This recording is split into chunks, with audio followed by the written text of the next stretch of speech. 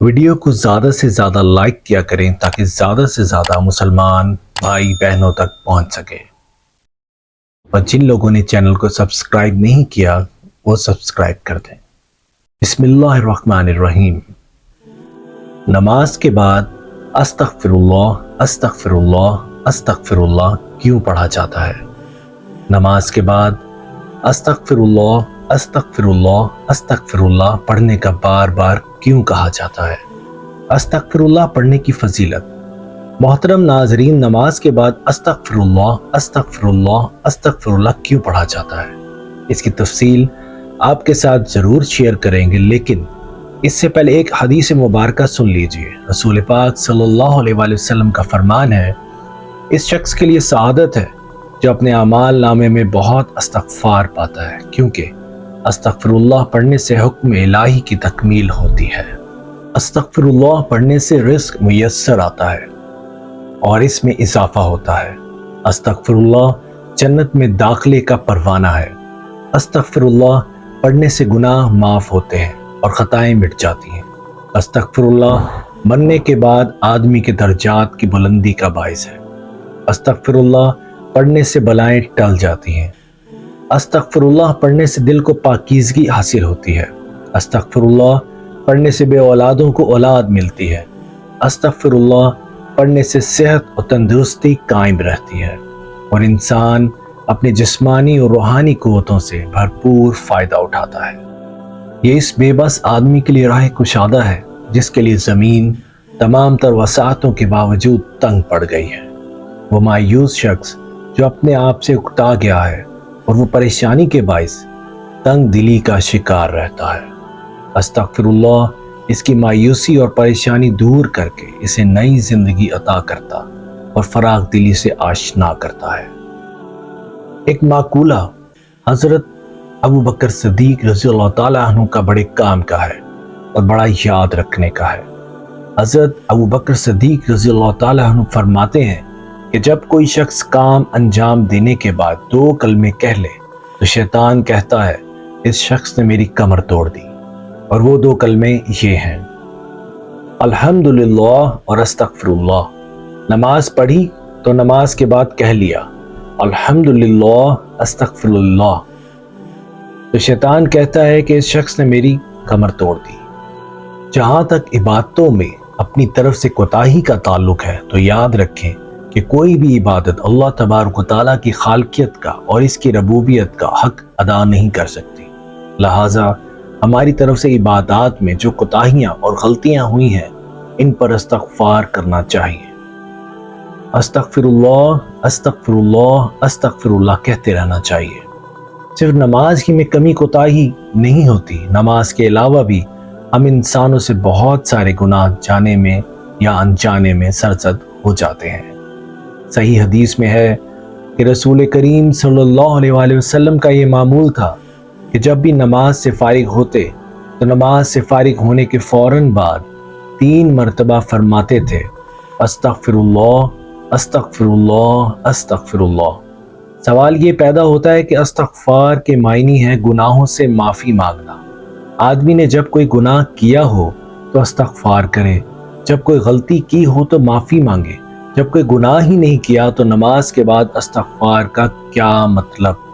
اللہ جل شانہ کے حضور نماز پڑھی تو نماز کے بعد استغفار کیوں؟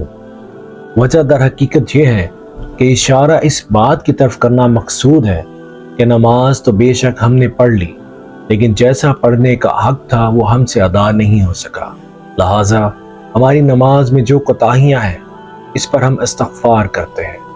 حضرت عائشہ صدیقہ رضی اللہ تعالیٰ عنہ نے نبی کریم صلی اللہ علیہ وآلہ وسلم سے پوچھا کہ ایک عجیب بات ہے کہ ساری رات تو کھڑے ہو کر اللہ تعالیٰ کی عبادت کرتے رہے، تو صبح کو استغفار کس بات کا کرتے ہیں، اپنے گناہوں کا یا کسی اور بات کا؟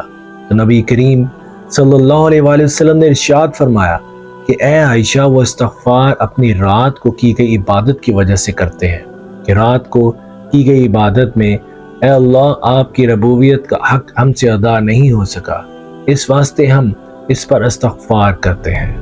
قرآن کریم اللہ تعالیٰ کے نیک بندوں کی تعریف کرتے ہوئے فرماتا ہے یہ وہ لوگ ہیں جو رات میں بہت کم سوتے ہیں، یعنی رات کے وقت اللہ تعالیٰ کے دربار میں کھڑے ہوتے ہیں، عبادت کر رہے ہیں اور اللہ تعالیٰ کے حضور نمازیں پڑھ رہے ہیں، اور سحری کے وقت وہ اللہ کے حضور استغفار کرتے ہیں۔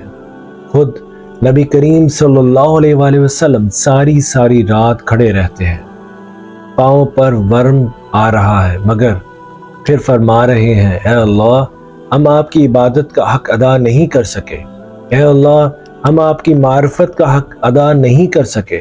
تو جب نبی کریم صلی اللہ علیہ وآلہ وسلم عبادت کا حق ادا نہیں کر سکے تو ہم اور آپ کس طرح ادا کر لیں گے؟ چونکہ انسان اللہ تعالیٰ کی عبادت کا حق ادا نہیں کر سکتا، تو اس کی صورت یہ بتائی کہ اللہ تعالیٰ کی عبادت کے بعد استغفار کر لیا کرو۔ ان کی رحمت ایسی ہے کہ وہ عبادات میں کوتاہیوں اور غلطیوں کو معاف کرنے کے بعد ان کی تلافی فرمائیں گے اور وہی چیز عطا فرمائیں گے جس کا انہوں نے وعدہ فرمایا ہے۔ حضرت انس رضی اللہ تعالیٰ عنہ سے مروی ہے کہ نبی کریم صلی اللہ علیہ وآلہ وسلم نے فرمایا، نگرانی کرنے والے دو فرشتے یعنی اعمال لکھنے والے اللہ تعالیٰ کی بارگاہ میں کسی بھی روز کسی کا اعمال نامہ پیش کرتے ہیں اور اس کے اول اور آخر میں استغفار لکھا ہوتا ہے، تو اللہ تعالیٰ فرماتا ہے کہ میں نے اپنے بندے کا وہ سب کچھ معاف کر دیا جو اس اعمال نامہ کے اول و آخر کے درمیان ہے۔ شیطان کا حربہ عبادت کے بارے میں دو ہی قسم کا ہوتا ہے۔ ایک حربہ اس کا یہ ہوتا ہے کہ وہ عبادت کے بارے میں بندے کو کبر و ناز میں مبتلا کر دیتا ہے کہ میں بڑا عبادت گزار ہو گیا ہوں، میں نے اللہ کی بڑی عبادت کی۔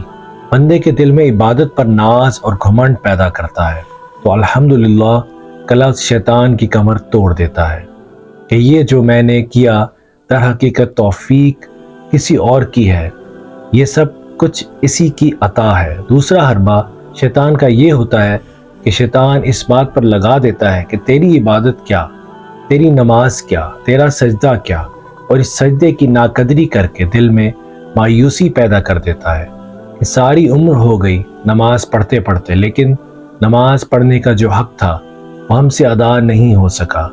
جب وہ حق ادا نہیں ہوتا تو نماز پڑھنے کا کیا فائدہ؟ یہ مایوسی شیطان دل میں پیدا کر دیتا ہے۔ اس کا علاج حضرت ابو بکر صدیق رضی اللہ تعالی عنہ نے استغفر اللہ کے ذریعے بتایا کہ عبادت میں جو کوتاہی ہوئی اس پر اللہ تعالیٰ سے استغفار کرو۔ جب بھی کسی عبادت کی اللہ تعالیٰ توفیق دے دیں اور یہ دو کام ہم اور آپ کر لیں تو ہمیں اللہ تعالیٰ کی ذات سے پوری امید رکھنی چاہیے کہ وہ اپنی رحمت سے اس کو قبول فرمائیں گے، کیونکہ اللہ تعالیٰ ہماری سب کمزوریوں اور کوتاہیوں سے اور ہماری نفسیات سے واقف ہے۔ انہوں نے ہمیں طریقہ بتلا دیا کہ جب بھی کوئی نیک عمل کرنے کی توفیق ہو جائے تو ہمارے سامنے حاضر ہو کر شکر کرو اور استغفار کرو۔ اس لیے اللہ کی رحمت پر امید کرتے ہوئے یہ دو کام ہم میں سے ہر شخص کو کرنے چاہیے، ایک شکر، دوسرا استغفار۔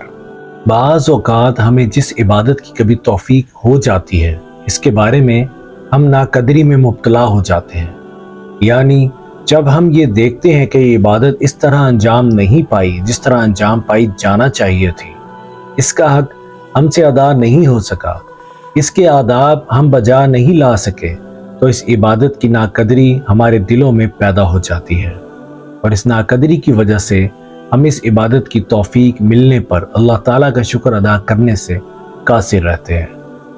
حالانکہ حقیقت یہ ہے کہ یہ جو توفیق محض اللہ تعالیٰ کی طرف سے ہے، یہ بھی ان کا کرم ہے اور بہت بڑا انعام ہے، لہٰذا اس کی ناقدری کسی بھی حالت میں کسی بھی مومن کو نہیں کرنی چاہیے۔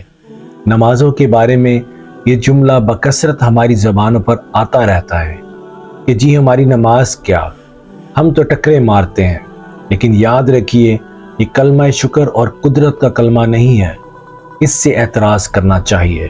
ناظرین، کامنٹس باکس میں استغفر اللہ ضرور لکھیے گا، کیا پتہ یہ ایک استغفر اللہ ہمارے گناہوں کی تلافی کا سبب بن جائے۔ اور چینل پر نئے ہیں تو چینل کو سبسکرائب لازمی کریے گا، ویڈیو کو شیئر اور لائک بھی لازمی کریں تاکہ اور لوگوں کا بھی بھلا ہو جائے۔